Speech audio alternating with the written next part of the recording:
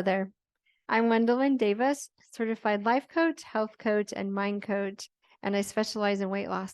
Alrighty, so here we go. Chapter 57 already. Yay! This is emotional or physical hunger. A lot of times we don't even recognize the difference between when we're eating, if it's physical or emotional hunger. So here's some of the traits of emotional hunger, and then we'll go over the traits of physical hunger. And so make this like a true false test, maybe like this is true for you or not that one. And just notice what it might mean to you and what you could do to take this information to start checking in with yourself before you start eating, because we've got cravings that make you think you're hungry, but then the real hunger sensations. All right. So for this one's emotional hunger. This one starts in the brain and travels through your body. No food can fix that. Okay. So the previous chapter was on working through your emotions. Yay. It's so much fun to learn all these things that we can do to keep moving forward. It may be uncomfortable and hard. And so what? You want the result, you keep doing the work. Yeah, it's worth it. I promise. All right. So this one, number one, it's sudden. Like you're not hungry and then all of a sudden you're starving. Number two, it's for a specific food. You're tasting that donut, that pizza, whatever it is. You can just feel all the details in your mouth. Okay. It's above the neck. So again, this started in the brain and in your mouth, and it's traveling through the body. It's urgent. You want it now. It's not later. It's like, nope, the sooner the better. And now sounds good. It's paired with an upsetting emotion. Not all the time, but it can be. So your boss just said this at work, or you found out your kid did this, or your day's not going as planned. We have emotions all day long from our different thoughts.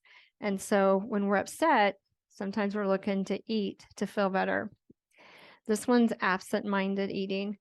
You sit down to watch a TV show with a bag of something and you look and it's gone. Yesterday, a lady said she ate the whole bag of Girl Scout cookies. She didn't even realize it, but it's absent-minded, right? You're not thinking about it. It's just like, no, one thing after another. And it's like, wow, how did I do that? Okay. It does not notice or stop eating even when you're full. So like that bag of Girl Scout cookies, she didn't realize it. So it's absent-minded, but she was also not noticing that, wait, I've had enough and I am getting full. And then you feel guilty about eating. So it's kind of ironic that you're eating to feel good, but at the end, it kind of backfires on you.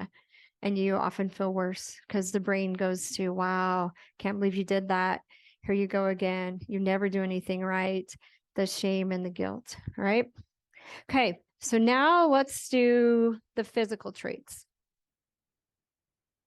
So this is opposite of emotional, of course. And this one is starting in your body and it's going to your brain. So that's what that says. The sensation of hunger starts in your body and travels to your brain. So number one, it's gradual. It's a steady progression where it's just like, yeah, I think I'm getting a little bit hungry.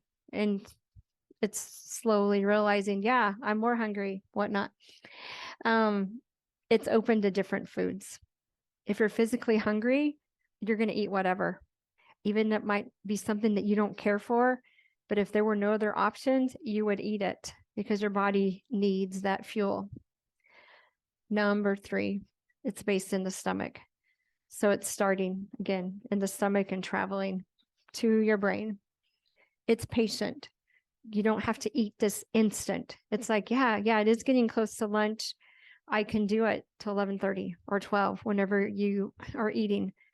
A lady that's doing intermittent fasting, she's like, she wakes up and her brain's like, you should eat. And she's like, no, I'm checking in, and she's not hungry. And then she drinks her coffee, and caffeine is actually good for helping you feel full. And then before long, she looks at her clock and it's like, wow, I can totally eat now. So it's not like she's starving herself. She realizes she gradually starts getting hungry, and she's impressed with herself that she's able to do this, that she's not starving to death.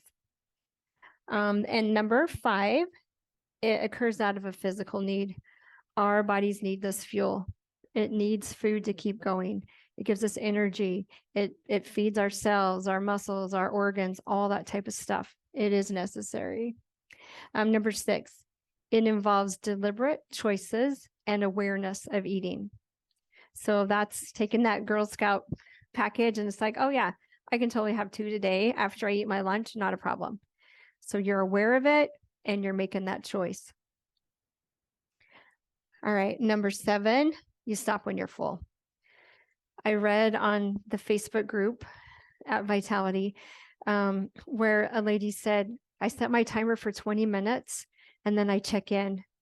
Do I still need to eat? Am I hungry? Am I full? Where am I?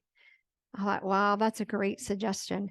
Because sometimes food tastes so good, we're just like, who cares? When we're not paying attention to the physical, are we full or not?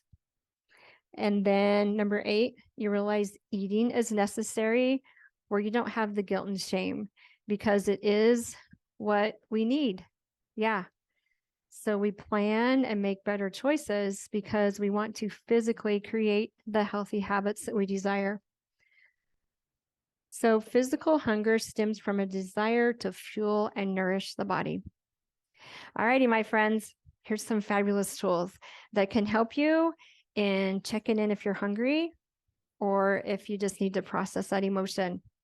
And next chapter will be about the hunger scale. Again, another great tool to help us increase our awareness and keep creating the life we desire. You got this. Bye.